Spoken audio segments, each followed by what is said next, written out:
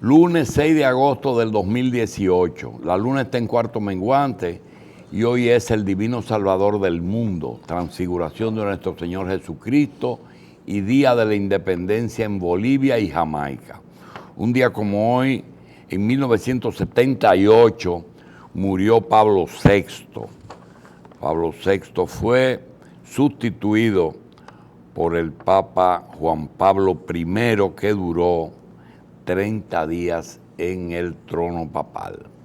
Un día como hoy nació Dagoberto de Jesús Germán Marte, la periodista Clara Silvestre, el dirigente reformista César Vidó, el doctor Sergio Solís Taveras, Rafael de Jesús Guzmán y Maciel Altagracia Ramírez Pérez.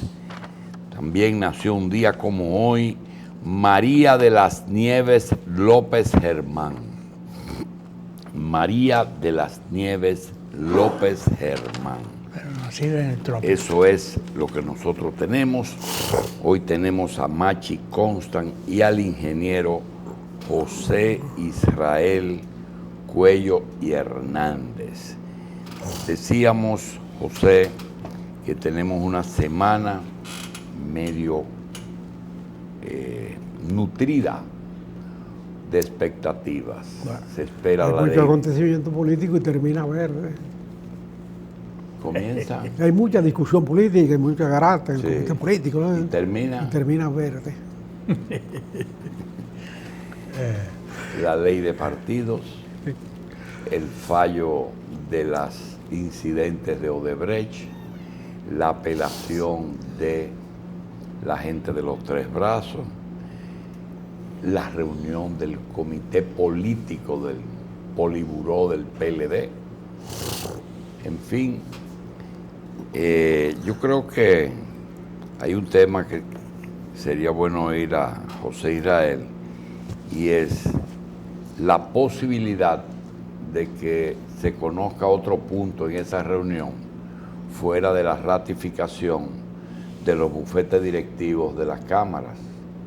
Posiblemente mucha gente esté pensando que eso va a variar, pero se cumplió con Lucía Medina, se cumplió con Maldonado y ahora parece que se va a cumplir con Camacho, pero hay gente que tiene una idea diferente. Yo te quiero preguntar, el poder de un presidente de la Cámara de Diputados o del Senado de la República es mucho. Él es el que hace la agenda. Ahí se discute lo que él quiere. A él es que hace. Ajá. Aquí se discute lo que yo diga. Se discute lo que me da la gana. Y el presupuesto también. Ajá. Ah, pues Ajá. se inclina hacia allá. Oh, pero, ¿qué te pasa? Se inclina solo hacia allá el Sí, presupuesto. el presupuesto y las asignaciones extrapresupuestarias. Y la agenda del comité político, ¿quién la hace? El presidente de la... Secretario general. Es que hace la agenda. Sí, señor. Vestido de frac. Ahí no se está esperando división de nada, ¿verdad? Está dividido ya. Bueno, pero está dividido. Esos son dos partidos. Son dos partidos. ¿Qué es lo que se está discutiendo de la ley de partido? Porque mucha gente en la calle, la ley de partido, ¿cuál es el punto álgido de esa discusión? Ni sé de eso ni me interesa para nada. Eso no va a terminar en nada y no hay que perder tiempo en cosas. Hay cosas que no tienen, que no se van a acabar. Parece que ahí ya metió lo de la primaria. Además, ya ha agregado lo de la primaria. A imponer una forma de primaria en la discusión, en el debate de los partidos, uniforme, todo. Esta es una pregunta por encargo. José, si Estados Unidos no ha tenido ningún empacho en meter la nariz y mandar mensajes y tener representantes en todas partes, y Venezuela y aquí y en todas partes, ¿por qué ellos permitieron ese proceso de Cuba tan suave sin meter la nariz ahí? Porque no tienen donde meter la nariz. ¿eh? ¿No tienen? No tienen arraigo en Cuba, no tienen ninguna posibilidad de meter, no tienen a dónde colocar la nariz allá adentro. ¿Tú te crees que ellos no lo han intentado?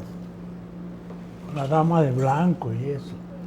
Pero eso no. Bueno, pero eso no es de ellos, es un movimiento que surgió de esposas de presos que han cumplido sus condenas y no lo sueltan.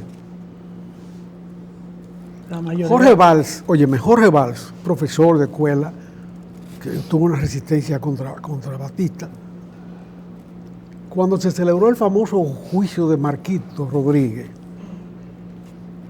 acerca de la participación de Marquito en la localización de un escondite para del atentado del 10 de marzo contra Batista. Cuando se celebró el juicio, él se presentó al tribunal. Se presentó como testigo, a dar un testimonio sobre su amigo, con el cual tenía diferencia política, porque Marquito dijo que era comunista y el otro era 26 de julio, y ya eso era fracción. Cayó preso. Esa noche cenó con Fidel Castro. Fidel deslumbrado por su testimonio. Al día siguiente volvió a hablar, tuvo su testimonio y lo llevaron otra vez a donde Fidel, acompañado del Che. Volvió a cenar con Fidel y el Che. Y al tercer día lo cogieron preso al término del testimonio. Lo condenaron a 20 años y a los 20 años le echaron 2 más por comportamiento, 22. ¿Eh? No sé si una boca dura. No. ¿Cómo? Boca dura. Un hombre digno, que tenía un testimonio que dar y fue y lo dio. O sea, la justicia debe ser así. Tú tienes un testimonio, ve y da tu testimonio. Sí, pero a ti no te muy pueden hacer así. preso por un testimonio. Sí, pero el conocer mucho la materia, cena con Fidel, se va, queda tan cautivado que entonces invitan al Che y a él y al tercer día lo trancan. ¿Qué pasó? ¿Cuál es la queja de eso? Porque esas dos gentes fue que lo mandaron a meter preso. El problema es que lo que se dirimía ahí no era el problema de Marquito Rodríguez y de los todavía sobrevivientes del ataque a Palacio. No. Lo que se discutía era la toma de poder por parte de Fidel Castro sobre el Partido Comunista Cubano. Eso era lo que se discutía ahí. Hay un libro de un profesor guatemalteco, comunista toda la vida, hasta ese momento. ¿Hubo deportaciones en Cuba? Que se llama Útiles después de muertos. ¿Tú te Útiles acuerdas? después de muertos. ¿Tú te acuerdas que hubo deportaciones en Cuba Sí. después del triunfo de la revolución? Ojo por el barco de cura y monja que Fidel despachó fue una deportación. Él llenó un barco De religioso. Ahí venía Arnaiz, ahí mandó a Arnaiz para España. Y de ahí rebotó Arnaiz para acá. Entre los que salieron ahí fue Arnaiz. No, hombre, no. Y fueron tantos. Ahí un barco lleno de curas y de monjas. Despachó. ¿Eran culpables todos esos curas y todas esas monjas de conspiración? No. Era miedo a una fuerza católica que se enfrentara, sencillamente. Eso es todo. Era la destrucción de la vida partidaria. Pero de la dirección del Partido Comunista Cubano también fueron al exilio. Al exilio, óyeme, Joaquín Gordoqui y Edith García Buchaca, miembros del Comité Central de por vida. Bueno, Gordoqui fue comandante de la Guerra Civil Española. Se pasaron 20 años presos. Yo creo que todavía la señora vive en una casa aislada, la soltaron y no puede salir de esa casa. Ahí las penas no se cumplen, ni se olvidan. Eso de amnistía, eso de que tú cumpliste tu pena, eso no existe ahí. Usted tiene una marca para siempre. Es una pena decir eso porque uno respaldó ese proceso y se apoyó en ese proceso para sacar a Trujillo del medio. Pero óyeme, ahí se han vulnerado todas las reglas de la vida, todas las reglas habidas y por haber. Pero Estados Unidos ha podido meter la nariz. No, porque le han ido tumbando las posibilidades de enraizarse allá. Y han extorsionado Sí, pero sacerdotes. con esa fuerza que tienen los cubanos en Miami, mira ahora mismo con la visita de Obama, hay un sector. Lo que pasa es que esa fuerza se ha convertido, excúsame que te interrumpa, en una fuerza norteamericana. O sea, allá el cubano de Miami, que no tiene posibilidad de ejercer la política en La Habana, la ejerce allá. Y ha decidido 2 elecciones, 2 nefastas elecciones.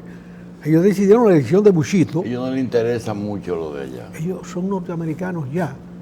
Yo he sostenido, me he atrevido al sacrílego dicho Sí, porque es una tercera generación. y he dicho que la única conquista irreversible de la Revolución Era Cubana de Florida. es la conquista de la Florida. Porque eso es americano, pero es cubano.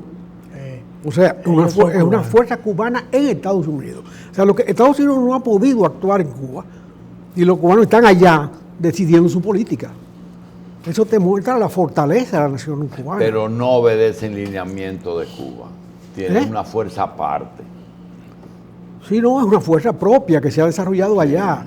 Lo que demuestra la fuerza de la nacionalidad cubana, no de la nación cubana, De la nacional. de la nacionalidad cubana, de donde quiera se siente, que es muy vigorosa y tiene mucha personalidad. Sí, porque hay colonias que siguen siendo Oh, iguales. han demostrado más fuerza que los judíos, que son los reyes del desarraigo. Eso pasó en Puerto Rico, pero dentro de Puerto Rico. Estados Unidos no pudo desarraigar la cultura puertorriqueña. No. No la ocupó, la mandó, pero... Bueno, pero- mira, por su naturaleza, Estados Unidos tiene muchas culturas. Porque en la Luisiana, los códigos procesales Son son franceses. franceses. Son franceses. O sea, estamos Y esa hablando... es la fuerza de esos habitantes o la permisividad de Estados Unidos. La historia de eso. el origen de Estados Unidos. Ah, El origen de Estados Unidos es un conjunto de naciones, cada una con sus características. todos esos estados Muchas son veces pequeños. contradictorias. ¿Eh? Sí, sí. O sea, California es un estado mexicano y Texas son mexicanos. Son resultado del despojo a México, de la mitad de su Porque territorio. tú ves en el mismo litoral pacífico la diferencia entre California y arriba, Seattle, allá en Washington, el estado de Washington, son dos cosas Son totalmente dos cosas diferentes. totalmente distintas. Y no es lo mismo Florida que Boston, ¿verdad? De ninguna manera, hay que agregar además que Estados Unidos la única parte que conquistó fue la que le quitó a México. Porque la Luisiana se la compró a Napoleón y la Florida también. Y Alaska A también. Alaska se le compró a los rusos. 7 millones de dólares dieron por Alaska. Una bagatela en cualquier De tiempo. la época. Como quiera que sea, pero Es mucho- poco. Es barato, es es barato. es poco. Ahí es la mayor reserva de gas natural del mundo. No lo sabía. Ellos no lo sabían entonces ni sabían para qué servía, pero estaba ahí, agachadita, cogiendo frío.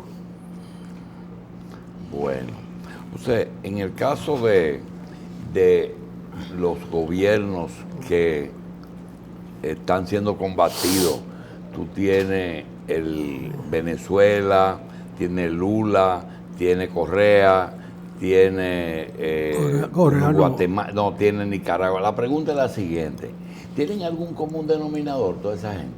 ¿O son situaciones totalmente diferentes una de otra? Tienen características muy propias cada uno, pero se hermanan en un deseo de superación social, de mejora social. Y en Y definitiva, ese fracaso fue ambición de seguir gobernando, se corrompieron, se desnaturalizaron o realmente es temor a irse del poder. hay Como- de todo. Porque yo Pero no me imagino. hay yo una no- cosa que lo determina todo. El poder corrompe. Y el poder absoluto. corrompe. Pero las Corrompe oligarquías absolutamente. sí tienen muchos puntos comunes. ¿Eh?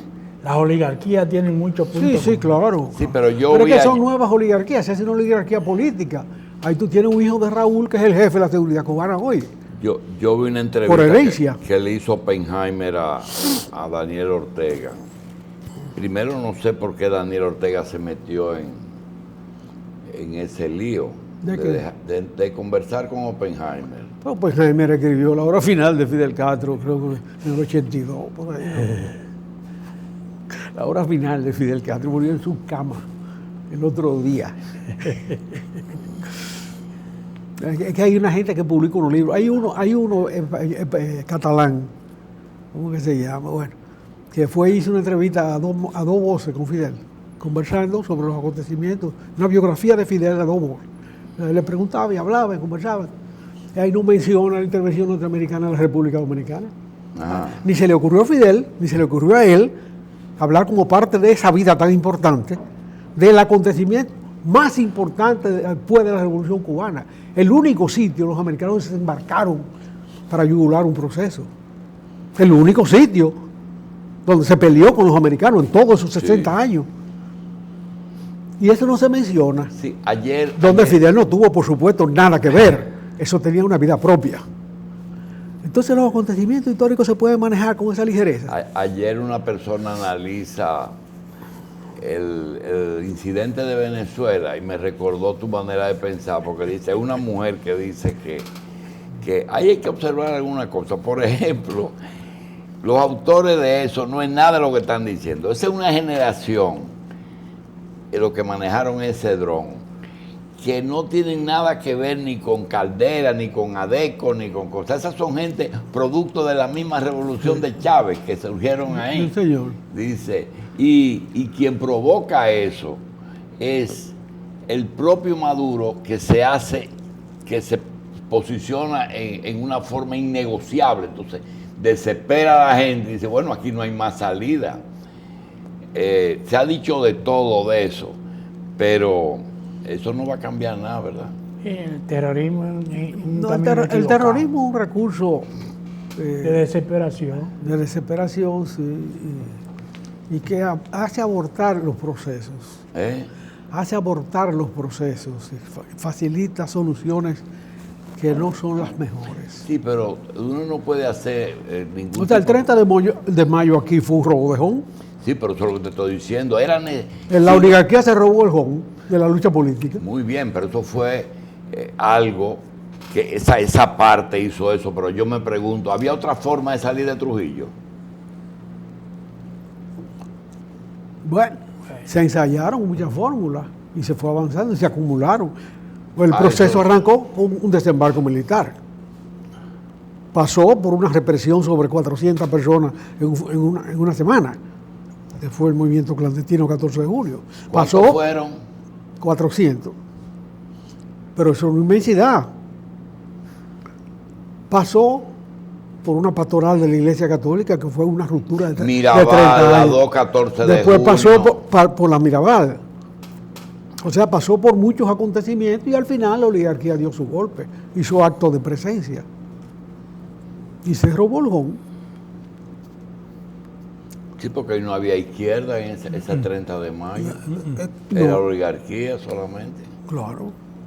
Y los amigos, y los generales de negro, esa gente eran amigos negros. Los generales. De negro, Trujillo. Ah, Los generales viejos. sí. ¿O tú te crees que no hay un enfrentamiento entre Ranfi y negro con los guardias? Enfrentamiento. Oh, pero claro. Hay un gambito que hicieron ya al final, cuando trasladaron a Tunti Sánchez, jefe del ejército, y mandaron a García Trujillo como jefe de la aviación. Es decir, que Dime si no había. Perte Sánchez, Rubirosa y Tunti Sánchez en la Fuerza Aérea era una élite de Ramfi diferente a los José García y a los Mélido y a esa guardia vieja de Trujillo y de cosas. No, pero a nivel de enfrentarse, obviamente, la vieja guardia con la nueva alemanes, ¿te acuerdas? Pero analízalo a todos, y los que estuvieron presos y que sobrevivieron, como Villa. a mí me atraía Cuanto la más fue atención. donde Villía decirle que iba a matar a Trujillo. ¿Cómo? Cuanto más fue donde Villía García Urbáez, que estaba en la frontera, a decirle que iba a matar a Trujillo, que lo quería. Y, no me diga esa cosa, Juan Tomás, no me lo diga, yo no sé de eso. Y cuando se supo que Villía no había denunciado, cogieron preso a Villía. Pero no lo denunció. No. Mélido. La vida de Mélido no se ha analizado. Mélido fue el que sustituyó a la necedad de los ranfistas en Constanza. O sea, cuando Juan Tomás dice que hay que darle como jefe de la Vega, dice que hay que darle un tratamiento distinto a lo que le están haciendo con los presos, a los que estaban cogiendo presos, a Juan Tomás lo destituyen, ponen a Bonetti Burgos, y Bonetti mantiene la misma posición, y entonces mandan a otro, no recuerdo quién fue el tercero, pero al mismo tiempo mandan a Mélido a la persecución. ¿Y de dónde sale esa primacía de Mérido? ¿Es qué? ¿De dónde sale esa primacía de Mérido? Porque Mérido fue el que fue a Constanza. Por eso él fue que estaban más cansados, naturalmente, que el primer día. Pero Melido Tata cuando Balaguer. Espérate un momento. Espera, hay quien cuenta que cuando dice, mira, que resuelve su Mélido, y Trujillo dijo, sale caro, pero lo resuelve. ¿Eh? Un hombre que estuvo preso por traficar con haitianos siendo jefe de Barahona. O sea, cada quien tenía Lo que su pasa es que él personalidad. tenía instrumentos de él, no es primacía. Mélido, Larguito, los Alcántara, los Fiallos. Cuentan que la decadencia anímica de Trujillo comenzó con la muerte de Larguito. ¿Con la muerte? Cuando se le murió Larguito. En el 58, General por ahí, Larguito. 57, 58 por ahí. Y ahí Trujillo comenzó ya a dar síntomas. A darse cuenta que él era mortal. De senilidad, sí. Ese tipo de gavillero de retirado, Sí. que le Era era absolutamente leal y de confianza, y que no hablaban inglés ni nada de eso, que eran gente suya. Pero la aviación era un cuerpo de RAF y de asesinos terribles. Ese Pirulo Sánchez Rulo, eso era una bestia. Hay documentos escritos. Pero ese era de Franfi. De RAF, ¿eh? Sí. Es un grupo de asesinos. eso. De asesino no sabía otra cosa que hacer, más que matar. Tú te pones a ver el tratamiento que le dio Trujillo a lo de Luperón, es totalmente distinto al que le dio Ramfi a lo de Constanza Maimón de Trobondo. ¿Y qué trato se le dio a Luperón? En Luperón murieron los que murieron en combate. Cogieron presos a los otros que estaban. ¿Y cuántos se supone que llegaron por la bahía de Luperón? Se sabe todo. Pero hay muchos. No, los que llegaron en el avión. ¿Y con qué contaban ellos? En un Catalina fue, ¿verdad? En un Catalina contaban con Antonio Inver, que era gobernador de provincia, y con Segundo, que era el jefe de la guardia en Puerto Plata. Lo que pasa es que Balaguer era embajador entonces en México, y unas semanas antes del desembarco, o del intento de desembarco, llegó al país con una información sobre lo que se estaba preparando en Guatemala. Que algunos dicen que fue un médico español que había estado exiliado aquí y que había disentido de apoyar a Juan Rodríguez por problemas personales. Eso dicen. Yo tengo otra idea. Yo tengo otra idea que fue parte del exilio que denunció. Tengo otra idea de otros testimonios. Fue parte del exilio que disentía de Juan Rodríguez. A guisa de ejemplo, Juan Bosch llegó a decir en algún momento que Juan Rodríguez se ha llegado a creer que él era la Revolución Dominicana. Dígale a él que Juan Bosch, yo digo que eso no es así, que él es la contrarrevolución dominicana. Si tú despejas la ecuación, ¿quién es la revolución? Trujillo. A propósito Y de... ese testimonio lo tengo de Tulio Arbelo, que desembarcó en Luperón, y de Juan Bosch en Benidorm, con los cuales traté el problema. A propósito de eso, Juan Bosch, hasta el momento de su salida del país, ¿qué hace en República Dominicana? En el momento de su salida, él tenía un empleo en la Dirección de Estadísticas. ¿En la capital o en La Vega? No, en la capital. Y era ahí, probablemente ahí era protegido de Vicente Tolentino Rojas. Pero su gran protector en ese momento, del cual era secretario personal, era Mario Fermín Cabral. Si tú lees el texto de Mario Fermín Cabral proponiendo el cambio de nombre de la ciudad y el texto de Juan Bosch aplaudiéndolo, tú llegas a la conclusión que lo escribió la misma ¿Qué persona. opinó Bosch del cambio de la ciudad? Lo mismo que propuso el otro, que era la ciudad la que se enaltecía. ¿La ciudad? La que se enaltecía era la ciudad, que es una aldea. Con ese nombre. Sí. Si tú lees esos dos textos, tú te das cuenta que lo escribió la misma pluma. ¿Y desde que él sale, bajo qué predicamento sale del país? Él sale con un contrato de la Universidad de Puerto Rico para escribir una biografía escribir una biografía de Hostos. Ese es el motivo del permiso. Escribió la biografía de Hostos, que es un libro importante. Quizá la primera que se escribió. Y bueno, se quedó fuera. Y desde ahí hasta la fundación del partido, ¿Qué hace él? Dice doña Corina Mainardi en su memoria, Sí. la esposa de Leopoldo Cuello. Esa es la mamá de los Cuellos Mainardi. Sí, sí. ¿verdad? Dice que sin Juan Bosch no se podía hacer nada en el exilio. Pero con Juan Con Bosch. Juan Bosch nada se podía hacer. ¿Y dónde opera él? ¿En Puerto Rico, en Cuba o en Venezuela? Él se convirtió rápidamente en un personaje importante de la intelectualidad latinoamericana, con asiento en Cuba fundamentalmente, pero vivió en Chile, ¿Y vivió qué en Bolivia. papel tuvo él con uno de los presidentes de Cuba que lo señalan como su asistente? Bueno, Creo que de Prío. Prío Socarrás tenía una vinculación política con Cotubanamá Enríquez, que era un dominicano un cubano de ascendencia dominicana, pero que siempre Pero tuvo. primo de los Enríquez. Sí. Todavía hoy se puede vivir de ser Enríquez en La Habana. Tú llegas con ese apellido y te tratas muy bien. A todos los niveles. Y en Miami también, por supuesto. Es lo mismo.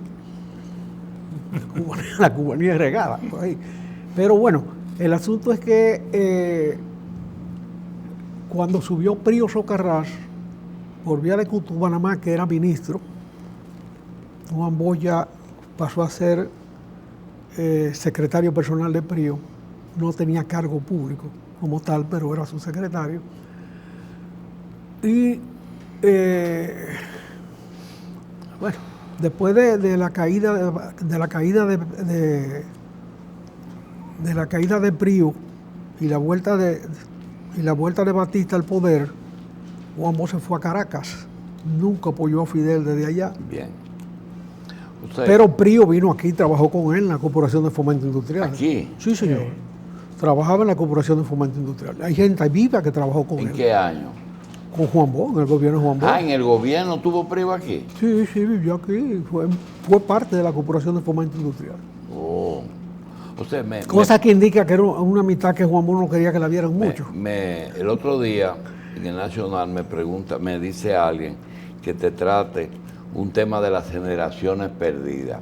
Si tú consideras que además de los 30 años que se perdieron con Trujillo y de los 12 de los 12 de Balaguer, si tú consideras que ahora mismo Leonel, Hipólito y Danilo están ejerciendo un poder, sobre todo por ausencia de la oposición, que podría estar prácticamente eliminando una clase emergente que puede ser una próxima generación perdida.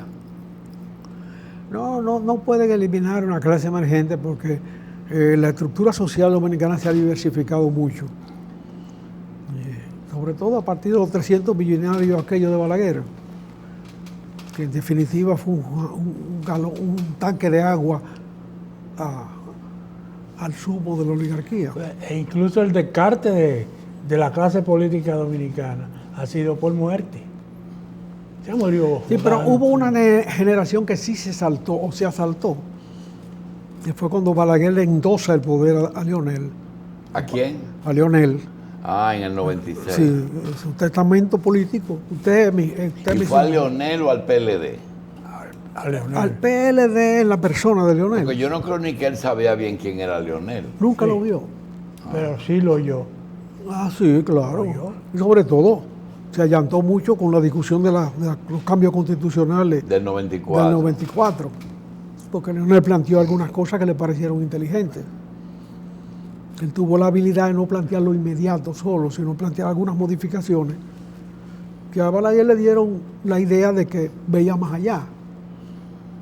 Y vio que no iba a beneficiar al PRD, sino al PLD. Claro. No, pero porque el PRD creía que estaba comiendo con su dama en esos cambios. ¿El PRD? El PRD en el 94 pensaba que le estaban abriendo la puerta a Peña. Sin embargo, a quien le estaban abriendo la puerta era el PLD. Dejemos eso así y vamos a otra. Y en la otra se lo llevó. Se llevó al PRD de encuentro. Pero ahí mucha gente dice que Balaguer obvió a Peña y no le dio la oportunidad a Peña. Balaguer obvió una generación que arrancó a manifestarse en el 47 con la Juventud Democrática y el PSP, que aceptaron la legalización de Trujillo y comenzaron a enraizar ideas nuevas en el país. ¿Exaltar? A enraizar ideas nuevas en el país de carácter social y político. Pero en la era de Trujillo. O en el 47, sí. En 47 hubo una apertura de legalidad. ¿Y eso no, apertura o cierre? Es decir, eso fue un movimiento. Apertura. Apertura y cierre. Sí, porque terminaron presos todos en el exilio. Yo recuerdo que en La Nación publicaron una caricatura con las 3 banderas vencedoras de la Segunda Guerra Mundial. Estaba la bandera rusa. No, pero Trujillo llegó a establecer relaciones con Rusia después de la Segunda Guerra Mundial. Pero, y a designar un embajador allá. Sí, pero así como muchos intelectuales fueron cediendo y desde el mismo 30 comenzaron a ingresar al régimen, después del 46, fuera de un hijo de Virgilio Díaz Ordóñez, creo que Virgilio Díaz Grullón, ¿qué otros personajes importantes de ese pensamiento deciden entrar a colaborar con Trujillo? Porque Balaguer no era de ese sector. Balaguer era.